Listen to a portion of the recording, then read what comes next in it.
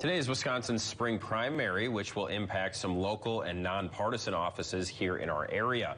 There is a number of races in Marathon County and Wood County, so we're going to send it right out to News 9's Jimmy Sadowski, who is live at one of Wausau's polling places. Jimmy, very busy day today. What do we need to know? Yeah, very busy, Jake. I'm live here outside of Thrive Church. We're starting at 7 a.m. sharp this morning. You can get out and vote. And to start us off, let's get into those Marathon County races. The most prominent probably being the mayor's race, where there's currently 3 candidates, including incumbent mayor Katie Rosenberg, Doug Denny, and Christopher Wood. Then in Kronewetter, you have a record 9 candidates running for the Village Board of Trustees, which will be narrowed down to 6 after this election and ultimately 3 seats after the April race. Turning now to Wood County, you have the mayor's race in Nakusa and Wisconsin Rapids. Running in Nakusa, we have incumbent mayor Daniel Carlson, Robert Scheer, and Alan Marcoux. Then for the race in Rapids, the top 2 candidates will be selected for the April election, and that's Preston Seitz, Nicholas Palmquist, Tom Muse, and Matt Zacher. And I believe if everybody is in line by 8 o'clock, they will be able to vote tonight. But what should people bring with them to make sure that they can vote? Yeah, Jake, you got to have a valid photo ID, so something like a driver's license or a passport. But if you want a more comprehensive list, we'll have that on our website. All right. Thank you very much, Jimmy. We appreciate the information. And with those temperatures plummeting, there's also a very bitter wind chill, and Jack Frost has certainly returned to Wausau. I'll have a live update on those conditions coming up. Jimmy, you look just a little bit cold out there right now. Yeah, Jake, like Bob Seger, you could say I'm running against the wind right now because that wind is whipping. Very bitter cold out here, like Justin said. It feels like the negatives, and winter is surely here. This is a far cry from 60 degrees yesterday, and out on the roads here, everything's pretty much clear. Not too much ice or anything. There's a little bit of ice on the sidewalks where I am. We're in downtown Wausau, but make sure you're bundled up today because it is very cold. I have on my winter coat, my big sweatshirt. I got a safety vest because we're near the road here, my hat, fingerless gloves. Just bundle up today, guys. It's very cold. Back to you. He is on the road, but Jimmy, I'm sure you're at least happy to be inside of a nice warm car right now.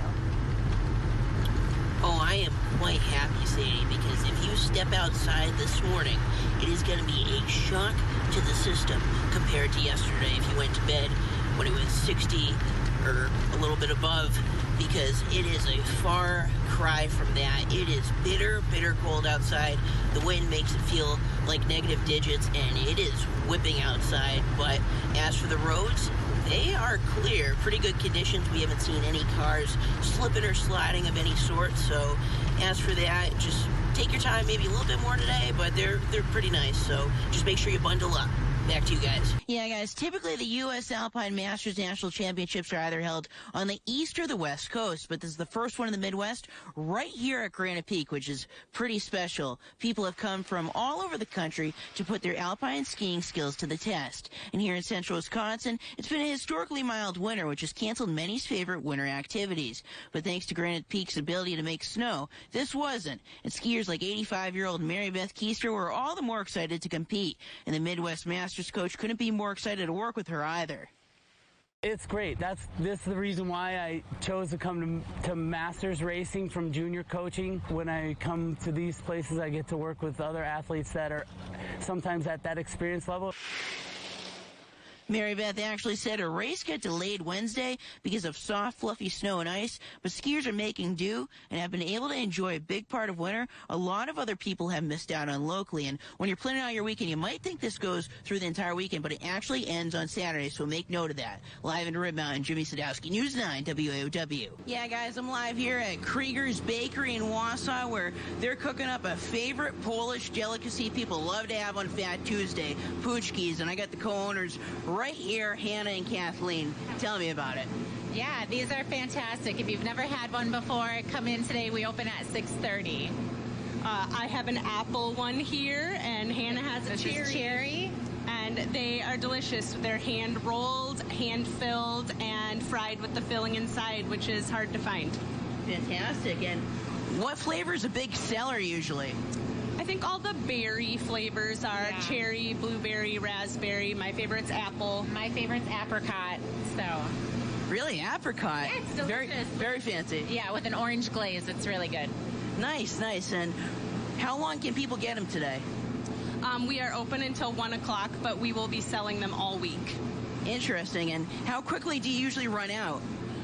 It depends. We have a lot on order today, and you can put an order in for them for the rest of the week also. Yeah, all 1,000 of them will be gone today for sure. So. Okay, and I saw on your guys' Facebook a little while ago, too, you were actually taking pre-orders for these. That's how big of a hit they are. Yes, absolutely. So we've been taking pre-orders for about 2 weeks last couple now. Weeks, yeah. Okay, and what do you really enjoy about making punchkis? I know it's a lot of hard work, but it's well worth it, right? It is. They are a lot of work. They are very laborsome, but we love them. They're totally worth it. Yeah. All right, awesome. Thanks, guys. If you want to come down and grab a punchki today, they say you definitely can. It's not just that special someone in your life who deserves a Valentine's Day card. I've got a live report on how you can help break a record while putting a smile on the face of residents at a local health center. Yeah, good morning, Sadie, and welcome back. Valentine's Day is a week out, and at Stevens Point Health Services, they're trying to break a record of 810 Valentines they received last year from all over the country. This all started 3 decades ago, but thanks to social media outreach, it has skyrocketed to where there's hundreds of cards coming in. Each year, they're always looking to up the ante and break whatever the record is. The best part about it is a smile it puts on residents' faces like Randy, Jeannie, and Marie. And the cards are from people of all ages who clearly put a lot of time and effort in, with one person even sewing up this one with cats. And as cheesy as it might sound, it's really the thought that counts.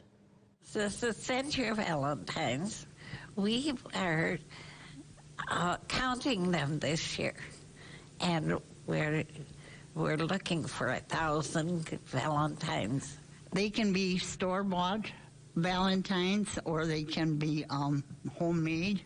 I think a lot of people appreciate the efforts that goes into the homemade ones. And for Marie, she's holding out hope for the Packers to send one her way as a lifelong fan of the green and gold. If you know anyone near or far who might want to send the residents a Valentine, all the details are on the Stevens Point Health Services Facebook as well as our website. Live in studio, Jimmy Sadowski, News 9, WAOW. Yeah, Sadie, very busy here at Evolutions in Design, and I actually have the owner here, Randy Verhassel's with me. And Randy, you have some pretty beautiful displays. Walk me through them quick. Well, thanks, Jimmy. We've got a bunch of different displays up here. You know, it starts at the front and we work all the way back in. We've got roses to lilies to plants. You know, we've got it all right now. All right, fantastic. And you actually, so what flowers do we have in each? Can you break it down for me quick? Yeah, we've got roses, tulips, we got spider mums. That one over there's got some tropicals and some lilies. In the front, we've got a bunch of them with, you know, of course, the basic standards of carnations and roses. But then we, you know, go all the way up to Cymbidium orchids and Phalaenopsis orchid plants. And so, yeah, there's a wide range of all kinds of stuff out here. Okay, and you actually got a little something for me here. A fan favorite card you sent out in years past that's, to say the least, unique. Yeah, I think, you know, one of the favorite things about today is people get a chance to say what they want. And this one says, I need to quit being a jerk. Thanks for keeping me on track. I know the last 3 months have been difficult and I love you. And I think, you know, that's the good basis of today, is just remember what it's all about. And be honest, right? Exactly. Definitely be honest. All right, fantastic. Thank you. You're welcome.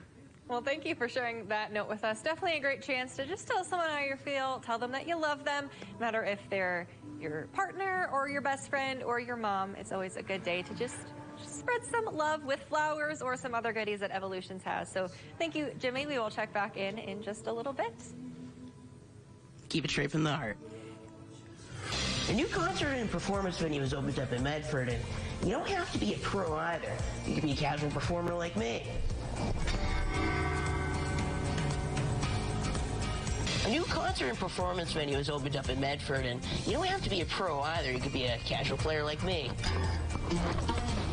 Yeah, good morning, Sadie. The Yucca Club used to house a bank in Medford built in the 1920s, but that all changed when a man with a knack for historic preservation became the owner. Last weekend in their debut, the owner of the Yucca Club, Doug Gassick, said they brought in around 250 people for a performance of a play called Airness. Some of what was used in the play, like the couch, confetti, and smoke machines, were still on the stage when I stopped by, but if you go, it could look completely different, and that's the beauty of theater. Doug's got a historic preservation background and love for theater, so he gets the best of both worlds creating the Yucca Club. And the draw for tourists is already significant. Even this last performance that we just had, we had people coming in not just from Taylor County, but from Marathon, Lincoln, Clark, Price, Chippewa, Oneida, is from all over the area. So I was really excited to see that type of support for the creative arts in Medford. They also have beer and wine in case you want a refreshment coming in. And right now their bar is a fold-up table, but Doug tells me they hope to get something closer to a full bar in the future. And for anyone that wants to perform at the club, Doug says you don't have to be a complete pro. Some of the performers last week were doing it for the first time in front of a live audience. Sadie, back to you.